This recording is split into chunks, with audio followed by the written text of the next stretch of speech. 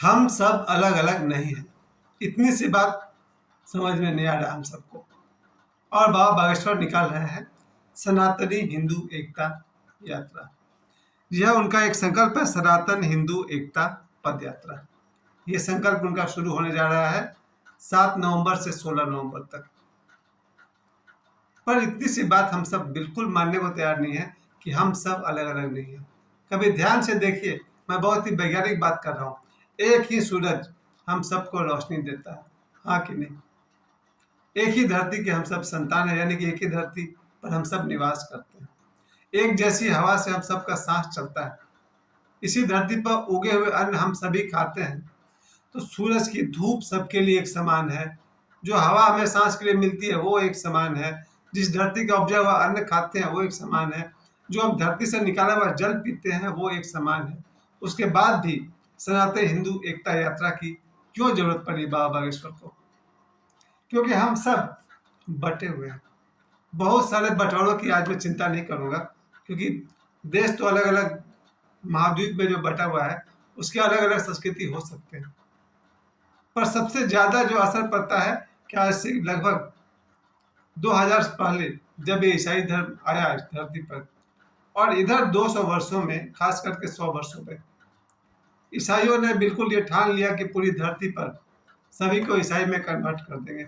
और उनकी ये जिद कि पूरी दुनिया को ईसाई बना देंगे। और फिर मिशनरी वाले का जगह जगह बहुत सारे देश में उनका मिशन चलता रहा। भारत में भी बहुत जम के हुआ और भारत के बहुत सारे हिंदुओं को क्रिश्चियन में कन्वर्ट कर दिया गया। और आज भी 2025 में किया जा रहा है। आज भी भारत में, झारखंड में, रांची तरफ बहुत सारे ऐसे ऐसे जगह हैं जहां पर गरीबों को, आदिवासियों को और कुछ भी लोगों को क्रिश्चियन में कन्वर्ट किया जा रहा है। उसके बाद दूसरा जो ग्रुप था वो है इस्लाम वालों का, और मुसलमानों का बहुत सारा ग्रुप है। वो भी आज सैकड़ों वर्षों से कन्वर्ट करने में विश्वास करते हैं कि हिंदुओं को जबरदस्ती या फिर समझा बुझाकर इस्लाम में कन्वर्ट कर दिया, और किया गया है। संभवतः लाखों या करोड़ों हिंदुओं को मुसलमान बना दिया गया है। और अब 2025 में हुआ यह है कि आज हिंदुओं में एकता नहीं है। सनातन हिंदू एकता पद यात्रा में सिर्फ हिंदू शब्द है। इसमें मुसलमान शब्द की बात नहीं की जा रही है, इसमें ईसाई शब्द की बात नहीं की जा रही है। सिर्फ हिंदुओं के लिए कहा जा रहा कि हिंदुओं की एकता। हिंदुओं की एकता को क्यों खतरा मान रहा है बाबा बागेश्वर? इस देश में, मैं सिर्फ भारत की बात कर रहा हूँ, क्योंकि बात थोड़ी सी देश विदेश की नहीं होने जा रही। चाइना में क्या हो रहा है, अमेरिका में क्या हो रहा है, उसकी बात नहीं हो रही है। भारत में क्या हो रहा है? बाबा बागेश्वर ने जो सबसे बड़ा एक संकल्प लिया कि हम हिंदुओं को जोड़ेंगे, हिंदुओं में एकता लाएंगे। बड़ी मुश्किल काम है, बहुत मुश्किल है। शायद अब तक ऐसा प्रयास किसी ने किया भी नहीं है। इससे पहले इन 2000 वर्षों में अलग अलग तरह के आंदोलन और क्रांति इस देश में हुई है, लेकिन हिंदुओं को जोड़ने की क्रांति बाबा बागेश्वर ने शुरू की। अगर मैं सिर्फ हिंदुओं की बात करूं, मुसलमानों की बात छोड़ देता हूं, ईसाइयों की बात छोड़ देता हूं, सिर्फ अगर हिंदुओं की बात करता हूं, तो इस देश में 140 करोड़ में लगभग 80-90 करोड़ लोग तो हिंदू जरूर हैं। पर इन हिंदुओं में 140 करोड़ में से 70-80 करोड़ लोग अगर हिंदू हैं, इन हिंदुओं में भी एकता नहीं है। और ये कोई बहुत सुखद स्थिति नहीं है। हिंदुओं में एकता क्यों नहीं है? क्योंकि लोग बट गए। ब्राह्मण अलग बट गया, क्षत्रिय अलग बट गया, शूद्र अलग बट गया, वैश्य अपने आप को अलग समझ रहा है। 4 ग्रुप में तो पहले बट गया, इसके बाद इसकी जो जाति है उसमें अलग लोग बढ़ते चले गए। भारत की बात कर रहा हूँ। भारत में हिंदू, मुस्लिम, सिख, ईसाई, पारसी सब तो है ही। अब सिर्फ हिंदुओं में बंटवारा हो गया कि भाई ब्राह्मण अलग हो गए, क्षत्रिय अलग हो गए, शूद्र अलग हो गए, वैश्य अलग हो गए। अब इनके अंदर भी बंटवारा है। ब्राह्मणों का भी ग्रुप अलग अलग हो गया, वहां भी लोग बट गए। ब्राह्मण ने भी कुछ अपने आप को ऊंच और दूसरे को समझिए क्या मानते हैं। अब सरयू पर ब्राह्मण अपने आप को कुछ और मानता होगा तो दूसरे ब्राह्मण को कुछ और माना जाता होगा। तो ब्राह्मणों का भी समुदाय हो गया, वो भी अपने आप में भेदभाव रखने लगे। क्षत्रिय के बारे में तो मैं जानता नहीं हूँ कि क्षत्रियों के समुदाय में क्या होता है। वैश्यों के समुदाय के बारे में मुझे मालूम नहीं है, और शूद्रों के बारे में ज्यादा जानकारी नहीं है। लेकिन इतना जरूर कर सकता हूँ कि हिंदू बटा हुआ है, और हिंदुओं का बटा होना भारत के लिए कोई शुभ संकेत तो नहीं है। इन हिंदुओं को जोड़ने के लिए पिछले साल बाबा बागेश्वर ने यात्रा की थी। बागेश्वर धाम से लेकर के चले थे ओरछा तक। अब ये उनकी दूसरी पद यात्रा शुरू हुई है बाबा बागेश्वर की, दिल्ली से लेकर वृंदावन तक। 7 नवंबर, आज हो गया 3 नवंबर, आज से 3 दिन बाद 7 नवंबर को बाबा बागेश्वर की सनातन हिंदू एकता पद यात्रा शुरू होने जा रही है, जिसके प्रारंभ में 6 तारीख को ही 11,000 से अधिक माताएं कलश यात्रा में भाग लेगी, और उससे ज़्यादा भी हो सकता है। 11,000 तो इन सब जगहों में होता है। तो बाबा बागेश्वर जब आह्वान करेंगे, वो जब बुलाएंगे, तो लाखों लोग चल पड़ेंगे। पिछले बार भी हुआ था, 2 लाख, 3 लाख, 4 लाख, 5 लाख, 10 लाख, पता नहीं, कुल मिला करके लाखों लोग उनके पद यात्रा में शामिल हुए थे। और इस बार भी जब 7 नवंबर को शुरू कर रहे हैं, तो दिल्ली से उनका जो कार्यक्रम शुरू हुआ होगा, दिल्ली से चलकर वृंदावन तक जाएंगे। लगभग ये यात्रा उनके 10 दिनों की है, 7 नवंबर से 16 नवंबर तक। 10 दिनों में उनका लंबा चौड़ा कार्यक्रम है। कहाँ रुकना है, कहाँ भोजन का व्यवस्था है, कहाँ रात्रि विश्राम की व्यवस्था है, और सभी लोगों से वो मिलते जुलते चलेंगे। हिंदुओं में कोई ऊंच नीच का भेदभाव नहीं देखा जाएगा। बाबा बागेश्वर का कहने का ये अर्थ है कि ऊंच नीच की भावना छोड़ दीजिए। आप जो है अपने आप में प्रतिष्ठित रहिए, कोई हर्ज नहीं। लेकिन हम श्रेष्ठ है, वो निकृष्ट है, हम ऊंचे हैं, वो नीचा है, ये भेदभाव दिमाग से मिट जाना चाहिए।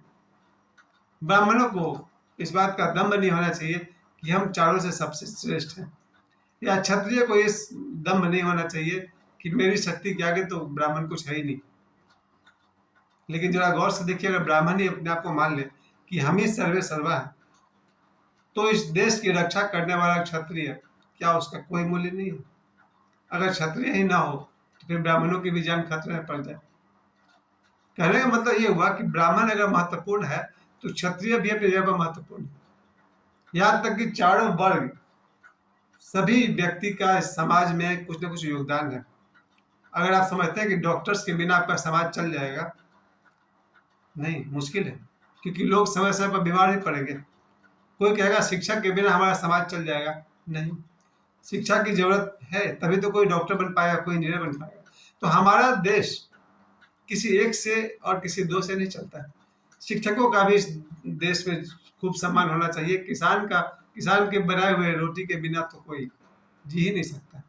तो जिस तरह से समाज को चलाने के लिए किसान की जरूरत है, डॉक्टर की जरूरत है, टीचर की जरूरत है, और भी बहुत सारे कारपेंटर्स की जरूरत है, उसी प्रकार से इस देश को चलाने के लिए, भारत देश को चलाने के लिए सबकी जरूरत है और सबकी महत्वपूर्ण भूमिका है इस देश में। मैं तो अभी आ रहा हूँ, धनबाद से आ रहा हूँ। मेरे एक दोस्त के यहाँ गृह प्रवेश था, उससे गृह प्रवेश से लौटने के बाद, चूंकि आजकल मेरे दिमाग में यही चलता है कि हर भाग्यशाली आदमी का अपना एक घर होता है, और जो लोग किराए के घर में रहते हैं या जैसे तैसे किसी भी जमीन पर झोपड़ी खड़ा कर लिए रहते हैं, उनके जीवन में वो सुख और आनंद नहीं है। बहुत सारे लोग हैं जो सरकारी जमीन पर एक झोपड़ी खड़ा कर लिए, जब तक चल रहा है चला जा रहा है। बहुत सारे लोग हैं जो टूटे फूटे क्वार्टर्स में, रेलवे का, बीसीसीएल का, कहीं कुछ मिल गया उसमें गुजारा कर रहे हैं। तो मैं हमेशा सोचता हूँ कि लोगों का अपना ज़मीन हो, अपना घर हो। इसके लिए आजकल मैं अपने पोस्ट में हमेशा डालता रहता हूँ, अपना ज़मीन हो, अपना घर हो सभी का। ये मेरा भी सभी के लिए बहुत बड़ा सपना है। और वापस मैं लौटता हूँ अपनी बात पर कि हिंदुओं की एकता इस देश के लिए बहुत जरूरी है। इस भारतवर्ष में सभी हिंदू, सभी सनातनी एक हों, एकता के साथ रहें। और इतनी सी बात मैंने शुरू में की कि हम सब अलग अलग नहीं हैं, ये जानने के लिए मुझे 53 साल लग गए। बहुत साल बाद मुझे पता चला कि मेरा जीवात्मा और डॉक्टर का जीवात्मा बहुत अलग अलग नहीं है। एक दुकानदार जो सब्जी बेच रहा है, उसकी लाइफ एनर्जी में मेरे लाइफ एनर्जी में ज़्यादा अंतर नहीं है। सब्जी बेचने वाले की आत्मा में और उसके जीवन शक्ति में और मेरे जीवन शक्ति में बहुत बड़ा फर्क नहीं है। फर्क कहाँ आता है? फर्क आता है शरीर के स्ट्रक्चर में फर्क हो सकता है। हम सब के शरीर का बनावट अलग अलग हो सकता है, लेकिन शरीर क्या हो, तो आज है कल नहीं रहेगा, मिटता भी रहता है। हम सब के मानसिक सोच में अंतर होता है, और मानसिक सोच भी कोई परमानेंट चीज नहीं है, वो बदलते रहता है। आज आपको पता चल जाए कि आप इस घर के बच्चे ही नहीं है, आप किसी मुसलमान घर के बच्चे हैं, आपका मन बदल जाएगा। तो शरीर भी परमानेंट नहीं है, मन भी परमानेंट नहीं है, लेकिन ये तो हम सब समझते हैं ना कि हमारे भीतर बैठी जो आत्मा है वो परमानेंट है। वही आत्मा की एकता को पहचानिए तो आप समझेंगे हम सब अलग अलग नहीं है। यही कारण है कि इस देश से बहुत सारे लोग हैं जो अनाथों को भी भोजन कराते हैं, वृद्धाश्रम खोलते हैं। क्यों? उनके लिए कोई पराया नहीं है। बस यही बाबा ईश्वर की भावना है, और इसी शुभ भावना के साथ उनकी सनातन हिंदू एकता पद यात्रा प्रारंभ होने जा रही है, दिल्ली से वृंदावन तक 7 नवंबर से 16 नवंबर तक। मेरी तरफ से बाबा ईश्वर को बहुत सारी बधाई, और मैं यही कहूँगा, हिंदुओं में एकता हो, पूरे देश में एकता हो। धन्यवाद।